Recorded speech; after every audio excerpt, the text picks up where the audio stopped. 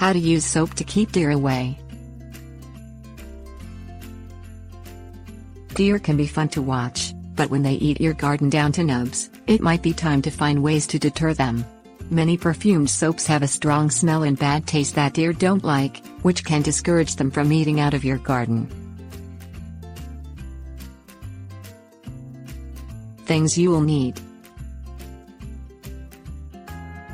perfumed bar soap, liquid dish soap, styrofoam cups, string, hot peppers. Use bar soap that is highly perfumed.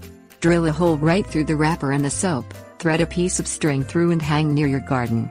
Alternatively, cut a hole in the bottom of a styrofoam cup, thread string through the hole and tie it around a chunk of soap. The cup will protect the soap and help it last longer if you live in a rainy area. Hang the cup and soap near the garden. Use a liquid dish soap and water solution on plants to ruin the taste for the deer. Do a small test on each plant to be sure it can tolerate the soap solution. A variation on the soap solution repellent is to infuse water with hot peppers, strain, and add the pepper water to the soap solution. Again, just be sure your plants can take it.